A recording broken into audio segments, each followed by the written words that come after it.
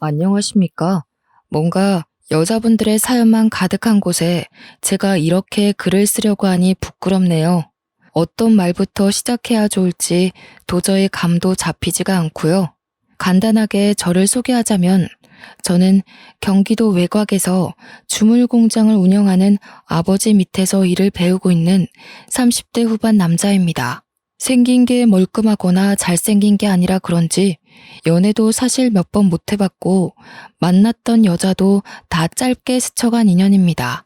용기 내서 고백을 해봐야 키도 작고 얼굴도 못생긴 남자랑 누가 만나주겠습니까?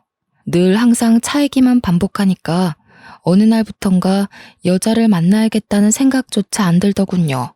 당연히 외로움에 시달려서 뭐 이것저것 안 해본 게 없습니다. 주위에서 소개팅도 몇 번 시켜주었고, 그런데 제가 학창 시절에는 좀 찌질했거든요.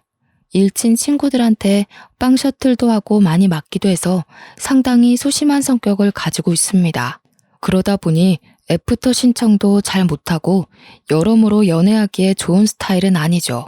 생긴 거에 자신이 없다 보니까 헌팅 같은 건 꿈도 못 꿨습니다. 그런 거 아시나요? 길 지나가면 제가 네 남자친구다 이러면서 저 무시하는 이야기들도 들려오고 누가 봐도 매력이 없는 남자이다 보니까 제 팔자의 결혼은커녕 여자친구도 없겠구나 하면서 포기하면서 살았습니다. 제가 중매업체도 등록해보고 했는데 이거 순 장사 속들만 내비치고 좋은 여자 소개도 안 시켜주더군요. 괜히 수백만 원 돈만 버린 거지 뭡니까. 거기다가 연결이 어찌어찌 되어봐야 죄다 돌싱해 애가 하나 둘은 기본인 여자들만 나오더군요. 저는 초혼인데 말이죠.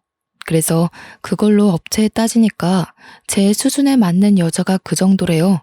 요즘은 뭐 남자들도 성형하는 추세고 다들 하나같이 잘 꾸미고 다니는데 제 행색이 그렇지 않다고요. 꾸미는 것도 해본 사람들이나 잘하는 거지 저 같은 사람들은 꾸밀 줄도 모르는데 어떻게 합니까? 이러나 저러나 여자 한번 만나보겠다고 돈도 많이 썼지만 결국에는 제자리 걸음이죠. 동네가 좁고 한평생을 여기서 살다 보니까 옆집이건 뒷집이건 앞집이건 다 아는 사람들이거든요. 그러니 그 안에서 결혼하기도 참 쉽지 않았습니다. 이미 동네 여자애들은 죄다 결혼했거나 서울로 떠나버렸으니까요. 명절에 매번 듣던 잔소리도 어느 순간부터 들리지 않더군요. 친척들까지도 제가 결혼하지 못할 거라고 어느 순간부터 인정하기 시작한 것이었어요. 그게 참 은근 비참하고 쓸쓸하더라고요.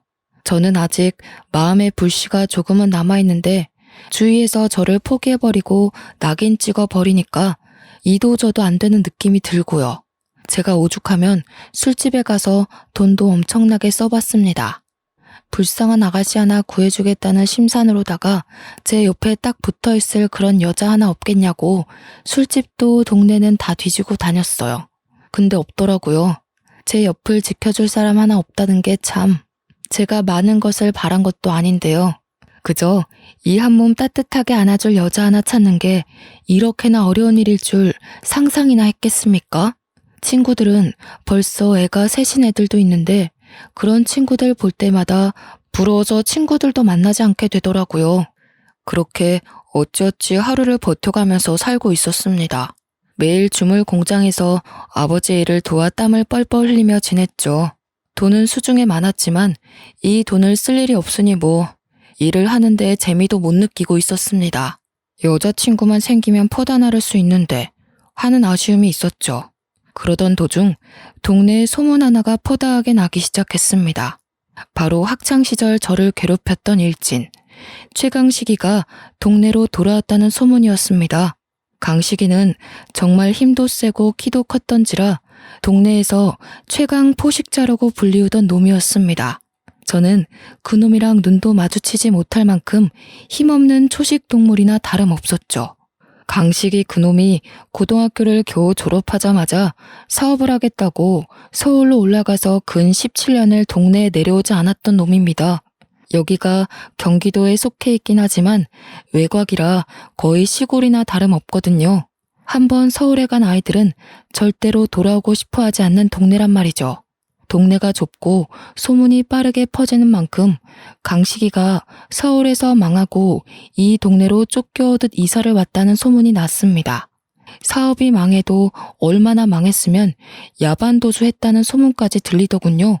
아무리 지금은 별 볼 일 없는 놈이 됐다고 하지만 학창 시절의 트라우마는 생각보다 깊게 작용하고 있었습니다.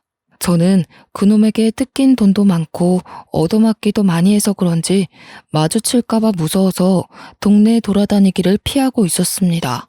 최대한 공장에서 집, 집에서 공장, 그렇게만 움직이고 다니다가 아버지 심부름을 하러 철물점에 외근을 나갔습니다. 원수는 외나무 다리에서 딱 만난다고 하잖아요. 물론 제가 그놈의 원수가 될 쪽도 아니긴 했지만요. 철물점에서 볼일을 보고 옆에 있는 커피집에 가서 커피를 사서 가려고 하는데 거기서 딱 마주치고 만 거죠.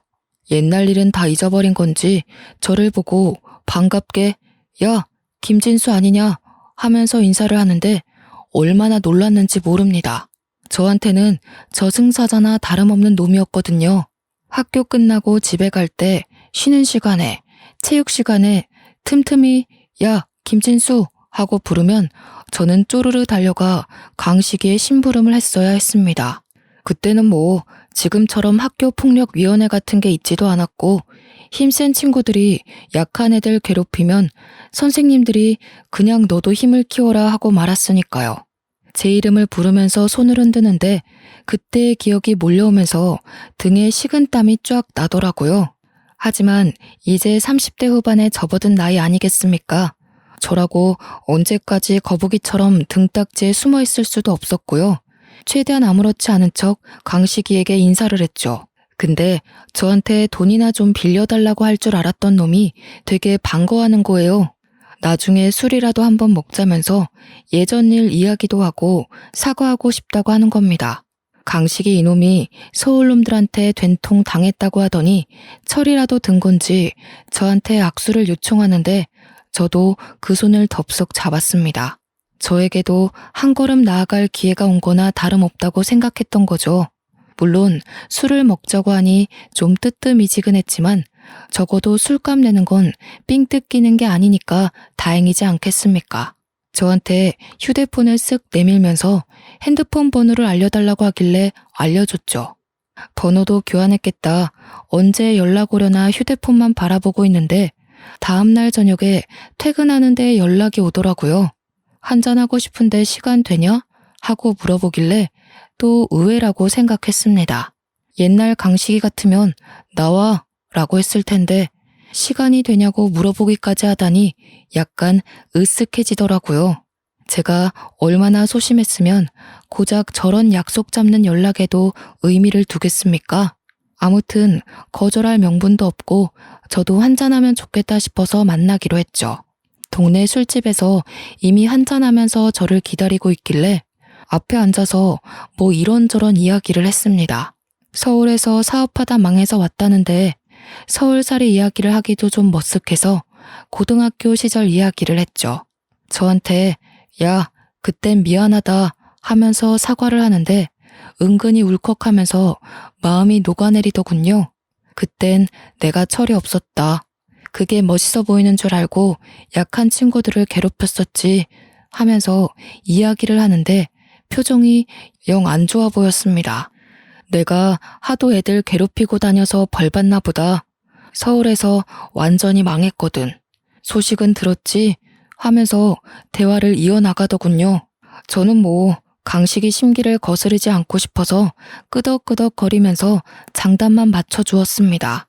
한 1시간쯤 지났을까 강식이가 대뜸 자기 아는 동생이 이 근처에 와 있다고 연락을 주었는데 불러도 되냐고 묻더라고요. 저도 기분이 좋았던 상태라서 누군데? 하고 물어보니 서울에서 사업할 때 자기 밑에서 일했던 동생이라고 하더군요. 별 생각 없이 그냥 알겠다, 오라고 해라 했는데 한 30분 지나서 가게로 들어오는 사람이 남자인 줄 알았더니 여자인 겁니다. 근데 상당히 예쁘고 어려 보이는 여자였어요. 평소에 워낙 여자한테 면역력이 없었던 저 여기에 바싹 얼어 있었습니다. 그러자 강식이가 킬킬거리면서 저를 놀리더군요. 고등학교 시절에도 완전 쑥맥 찌질이었는데 아직도 그러고 있냐면서 편하게 해라 하는데 편해지나요? 그 여자애가 끽해봐야 20대 후반으로 보였는데 저를 보더니 바로 오빠야 오빠야 하면서 말을 편하게 하더군요. 그러면서 저한테 오빠 너무 귀엽다 하는데 강식이가 굳어있는 저를 보면서 뭐해 너 귀엽다잖아 번호라도 주고 받아라 하는 게 아니겠습니까? 제가 결혼정보업체에서 만난 여자들이나 주위에서 소개팅 시켜주었던 여자들과 비교했을 때 이렇게 어리고 이쁜 여자는 본 적이 없었거든요. 그래서 우물쭈물하고 있는데 그 여자애가 저한테 오빠 진짜 나 번호 알려주면 안 돼? 하고 훅 들어오더라고요. 알려달라는데 싫다고 할 수도 없고 물론 너무 예뻐서 부담스럽긴 했지만 제가 이런 자리 아니면 어디서 저런 여자를 보겠나 싶고요. 그래서 바로 번호를 알려주었습니다.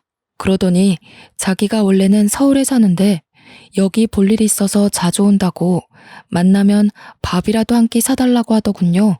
남는 게 돈인데 제가 못 사줄 이유가 있겠습니까? 바로 알겠다고 했습니다.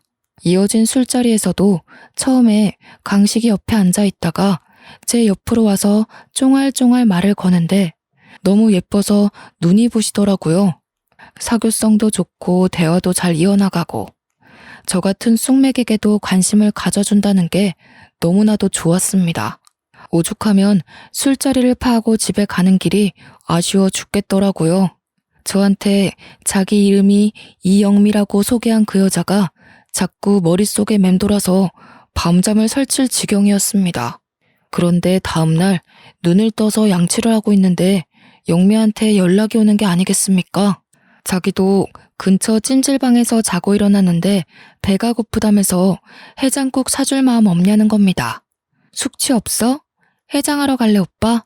하고 연락이 오는데 가슴이 콩닥콩닥 하면서 이게 바로 핑크빛 연예인가 김칫국을 마시기도 하고요.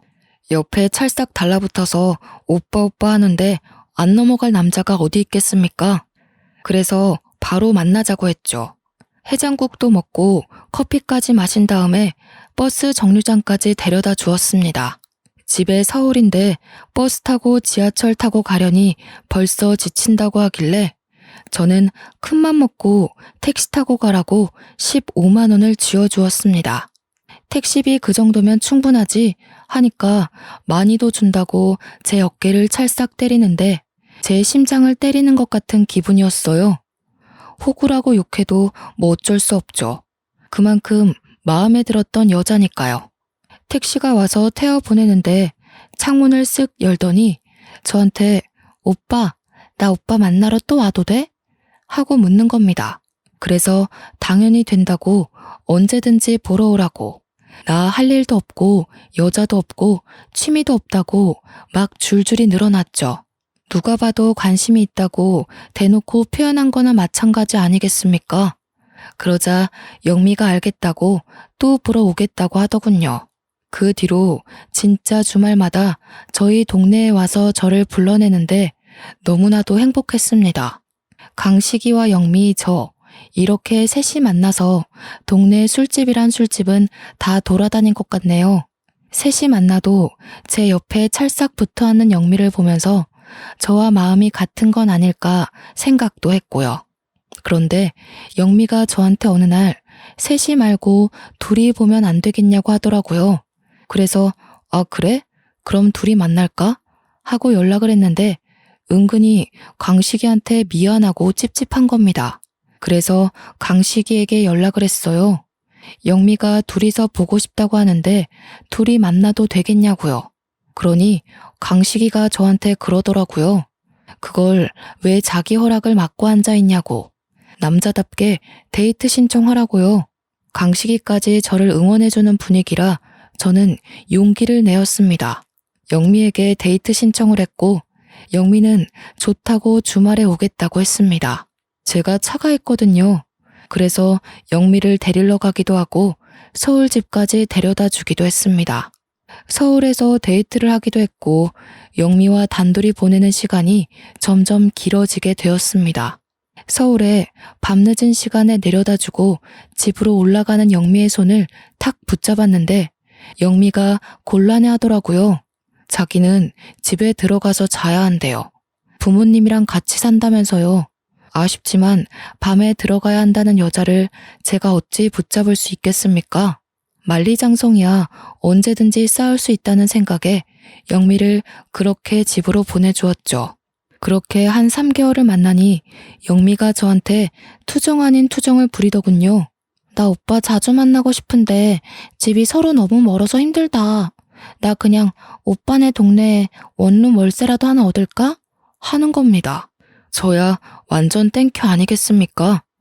호시탐탐 외박할 기회만 노리고 있었는데 우리 동네에서 자취를 시작하면 너무 좋죠. 그래서 큰맘 먹고 제가 신축 오피스텔을 하나 얻어주었습니다. 동네 원룸들이 죄다 낡기도 했고 보안도 별로 좋지 않아서 신축에다가 평수도 좀 있는 오피스텔이라 비싸긴 했지만 얻어주었습니다. 방이 분리형 원룸으로 되어 있어서 영미가 지내기에 딱 안성맞춤이라고 생각했거든요. 제가 오피스텔을 얻어두었다고 하자 영미가 너무너무 좋아하는 겁니다. 저희 집이랑 걸어서 15분 거리기도 했고 예상치 못하게 집까지 얻어주니 오빠 정말 통 크다 하면서 좋아하더라고요. 이렇게 좋아할 줄 알았으면 진즉에 물어보고 하나 해주는 건데 하는 생각도 했죠. 다음 수순이야 당연히 뻔한 거 아니겠습니까? 정식으로 간보는 사이 말고 사귀는 사이가 되었고 강식이도 저희를 진심으로 축하해 주었습니다. 저한테 한턱 쏘라고 하길래 진짜 비싼 밥도 한 끼 대접했습니다. 저한테 은근히 결혼하게 되면 명품 정장이라도 하나 사줘야 하는 거 알지?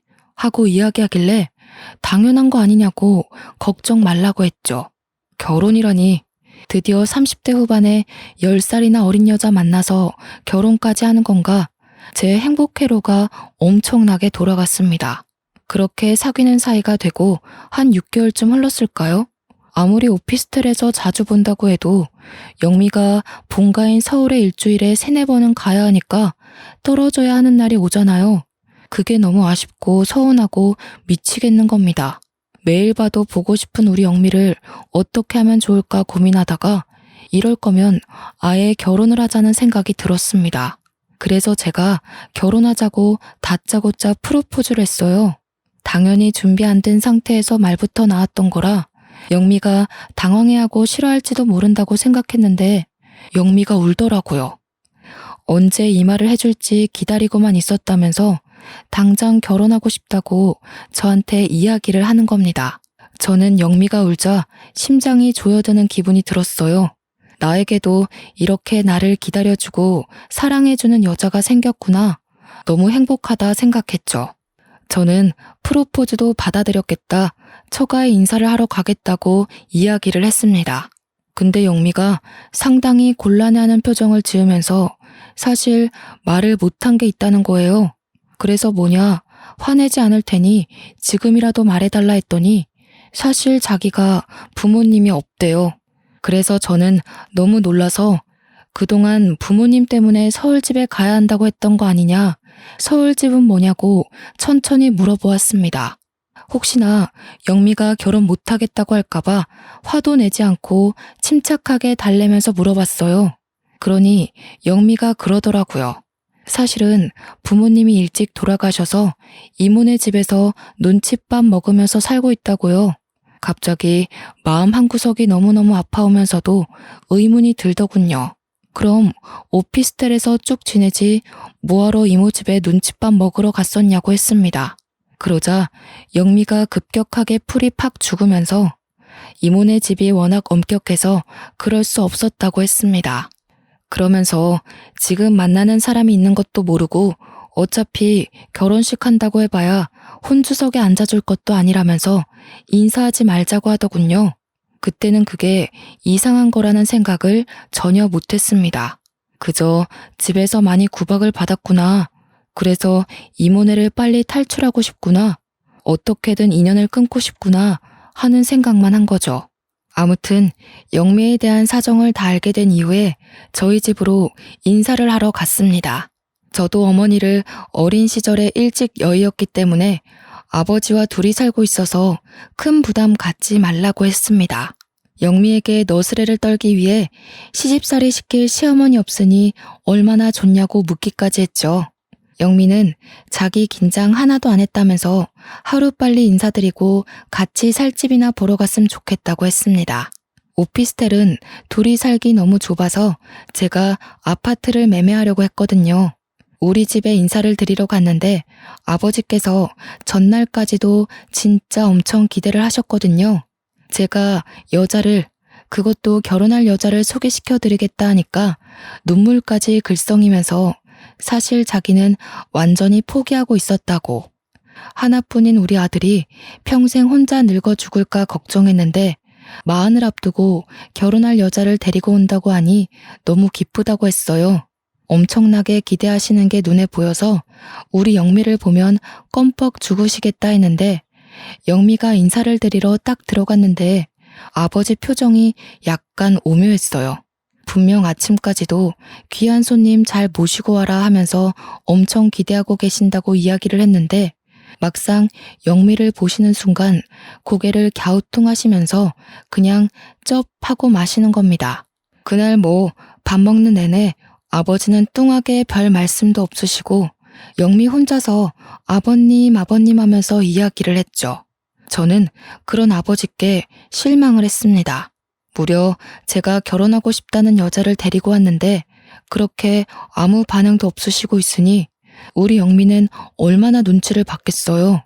아버지 아들인 저도 눈치를 보고 있었는데 우리 영미가 속으로 한 대 받지 못하고 있는 건 아닐까 하고 상심하고 있다 생각하니 얼마나 속이 상하던지.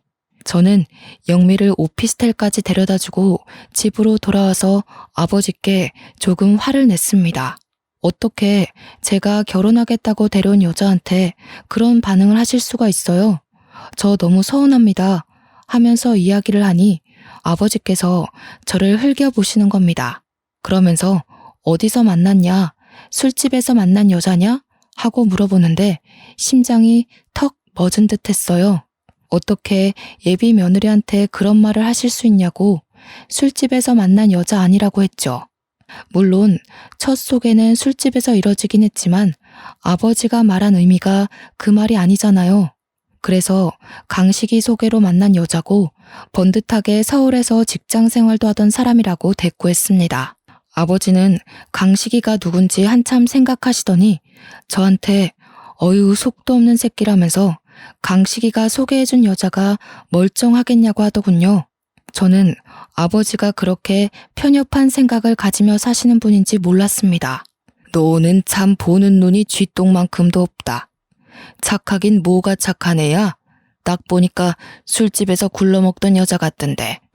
처음 보자마자 살가운 척하면서 아버님, 오빠 하는데 수상하더라.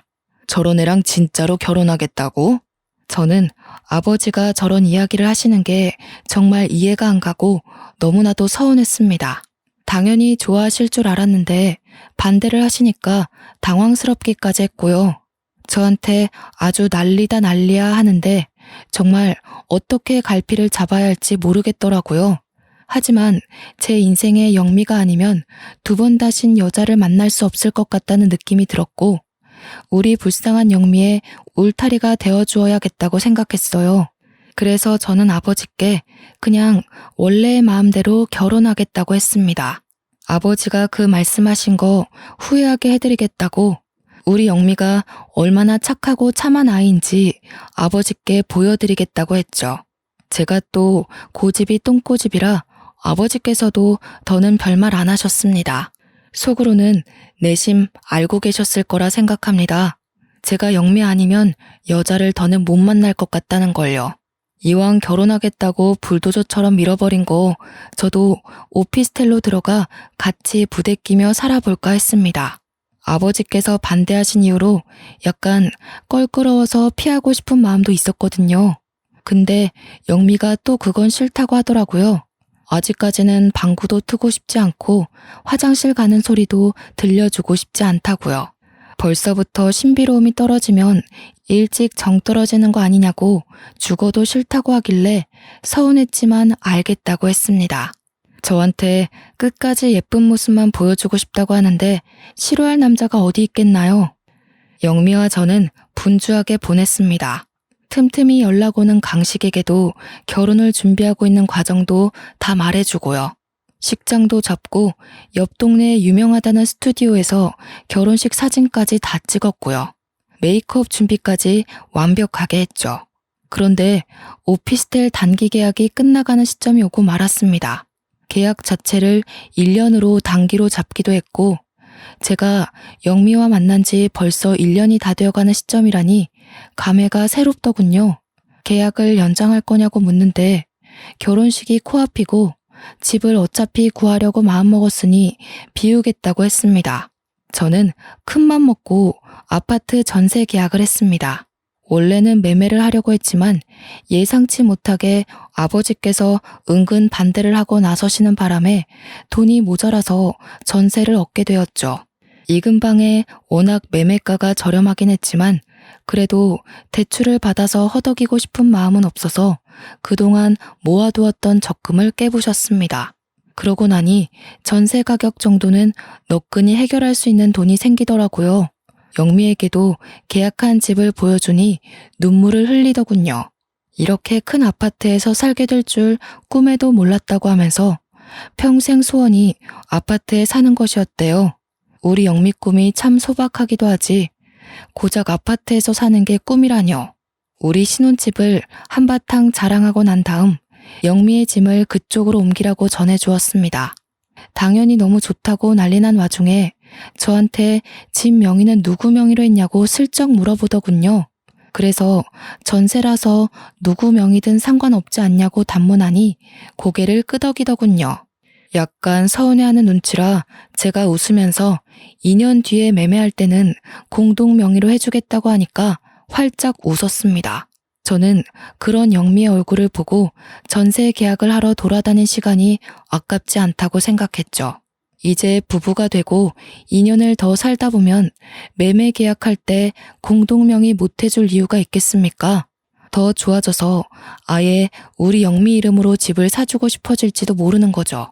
영미는 저한테 2년 뒤에 집을 살 수 있는 거냐고 물었고 저는 전세 계약이 끝나면 돈이 어느 정도 모아질 거고 그럼 가능할 거라고 했습니다.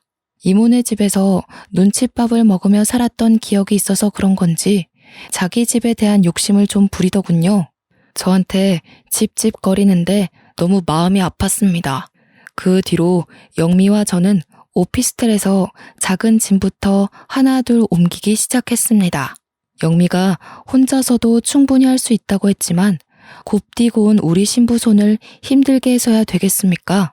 제가 열심히 영미와 함께 짐을 날랐고 큰 짐만 남겨두고 있었던 상황이었습니다. 큰 짐은 제가 천천히 옮겨주겠다고 했더니 영미가 자기가 옮겨도 된다고 하더라고요. 작은 용달차 하나 불러서 옮기면 된다고 하길래 일단 알겠다고 했죠. 제가 아버지 주물 공장에서 일을 하고 있지 않겠습니까? 주물 공장에서 주물틀을 만들면 그걸 전국 각지로 보내는데 그때 저희가 용달차를 이용합니다. 저희 집 물건을 배송해다 주시는 형님이 한 분 계셔요. 그 형님이 최근에 마누라가 무슨 투자를 잘못하는 바람에 빚이 조금 생겼다는 이야기를 들었었거든요. 아버지께서 워낙 자기 사람을 아끼시고 돈 쓰는 걸 아까워하지 않아서 급한 빚을 대충 갚아주셨다는 이야기도 들었죠. 그래도 여전히 갚아야 할 것들이 남아있어서 요즘 생활이 힘들다는 이야기를 건너 들었습니다. 저는 그 형님에게 바로 전화를 했어요. 우리 애비 마누라 짐 옮기는 거 용달차로 도와주시면 일당 두둑하게 챙겨드리겠습니다 하니까 좋다고 하시더라고요. 요즘 근데 아버지 덕에 일이 많이 늘어서 너무 바쁘다고 혹시 빈 시간이 내일 밤밖에 없는데 괜찮겠냐고 했어요. 때마침 다음날 저녁에 우리 영미가 이모 집으로 가는 날이라 저는 괜찮다고 했습니다. 영미가 요즘은 횟수가 많이 줄어들긴 했지만 그래도 이모 집에 2, 3주에 한 번씩은 가고 있었거든요. 영미 혼자 고생하는 것 같아서 정말 마음 아팠습니다. 눈칫밥 먹는 이모 집에 혼자 가서 뭘 하고 있을지, 제가 인사를 드리러 가겠다고 해도 말리는 걸 보면 정말 보통 분들은 아니신 것 같은데 말이죠. 차라리 잘 됐다 생각하고 영미가 없는 동안 집을 말끔히 비워두어야겠다고 결심했습니다. 다음 날 밤에 형님이랑 같이 오피스텔에 도착했는데 분명 꺼져 있어야 할 영미 집 층수에 불이 들어와 있더라고요. 뭐지, 불을 켜놓고 이모 집에 갔나 싶어서 조심스럽게 도어락 비밀번호를 누르고 들어갔습니다. 분명 영미가 없는 것도 알고 제가 해준 집임에도 불구하고 이상하게 발걸음 소리내는 게 싫어서 조용하게 들어갔습니다. 아마 누가 보면 도둑이라고 생각했을지도 모르겠네요. 분리형 원룸이라 거실과 벽이 살짝 막혀있는 구조였는데 거실에 분명 아무도 없는데 안쪽에서 소리가 나더라고요. 평형이 아무리 커봐야 원룸이니 소리도 다 들리고요. 남자와 여자가 대화를 나누고 있는데 형님에게 쉿 하고 손짓을 하니 형님도 침만 꿀꺽 삼키시더라고요. 목소리를 집중해서 들어보니 영미와 강식이가 아니겠습니까? 저는 저 둘이 왜 오피스텔에 이 야심한 밤 시간에 같이 있는 건지 이해가 안 갔죠. 아무리 서울에서 사장님과 직원은 사이라고 해도 영미는 분명 이모네 집에 간다고 하지 않았습니까? 저한테 거짓말을 치고 둘이 만나야 할 사정이 뭐가 있단 말입니까? 형님도 저의 혼란스러움을 눈치챘는지 가만히 있으셨어요. 그런데 그 둘의 대화를 집중해서 들어보니 정말 제 인생에 이런 뒤통수가 있을 수 있나 싶을 정도로 충격적인 말들이 오가는 게 아니겠습니까? 저는 눈앞이 핑 돌아서 쓰러질 것 같은 몸을 가까스로 힘을 주어 서 있었습니다. 야, 전세를 네 명의로 해달라고 하고 전세금을 들고 튀면 되는 일인데 무슨 매매까지 간다고 귀찮게 그래? 2년만 기다리면 공동명의로 매매를 해준다는데 당연히 그게 나은 거 아니야? 야, 이 멍청한 거사. 공동명의면 팔 때 둘 다 동의해야 팔 수 있는 거 몰라? 너 혼자서 꿀꺽이 안 된다고. 지금 전세 얻은 그 집도 이 동네에서 제일 비싼 집이야. 알아? 평수가 크긴 크더라. 얼마짜리 집인데? 4억짜리 집이라고. 4억. 그러니까 전세금을 빼서 들고 튀면 된다니까? 4억이면 우리 빚 다 갚지. 아니 오빠는 그걸 왜 지금 말해? 혼인신고하자는 소리는 안 하지? 그거 하자고 하면 큰일인데. 아직 등본 같은 것도 안 떼본 거 확실하지? 그거 떼봤으면 나한테 공동명의 이야기나 했겠어? 결혼식 끝나고 혼인신고 바로 하자고 하면 그때가 문제지. 어떡하지? 이미 오빠랑 혼인신고 되어 있잖아. 우리가 일단 이혼을 할까? 우리 이혼하면 위장 이혼으로 바로 걸려 들어간다고 변호사가 말한 거 못 들었어? 안 그래도 지금 빚 독촉 엄청 오고 있는데. 아씨, 대가리 아파 진짜. 이걸 어떻게 미루지? 호적이 뭐 잘못됐다고 못하나? 아, 그니까 이 멍청한 년아. 전세금 빼서 바로 톡 꼈으면 이런 복잡한 일도 없고 빚 갚고 좋았잖아. 그 이야기를 듣고 있던 저는 정말 손을 벌벌 떨었습니다. 제 다리에 힘이 쭉 빠지는 기분에 분노는 머리끝까지 차오르고 말았죠. 그러니까 영미와 강식이는 이미 부부였고 제가 돈이 있다는 이야기를 듣고는 저한테 사기를 치려고 아예 작정하고 달려든 것이었어요. 애초에 강식이가 저한테 영미를 소개시켜준 이유도 돈을 뜯어가려고 한 것이었던 거죠. 그것도 모르고 저는 강식이한테 좋은 인연 시켜주어서 고맙다고, 강식이가 저한테 예전 일을 사과했던 것도 모조리 다 거짓말이었겠죠. 뜨거운 눈물이 앞을 가리는 듯한 기분이었습니다. 그런데 형님이 저를 탁 잡더니 쉿 하면서 휴대폰 화면을 보여주는데 우리 형님이 녹음을 뜨고 계셨더라고요. 저는 아예 꿈에도 생각 못하고 있었는데 말이죠. 형님이 녹음 화면을 딱 닫더니 일단 나가자는 눈짓을 하셔서 조용히 나왔습니다. 밖에 나와서 형님 차에 타서 숨을 쉬는데 과호흡이 오는 것 같고 눈물이 막 터져 나오는 겁니다.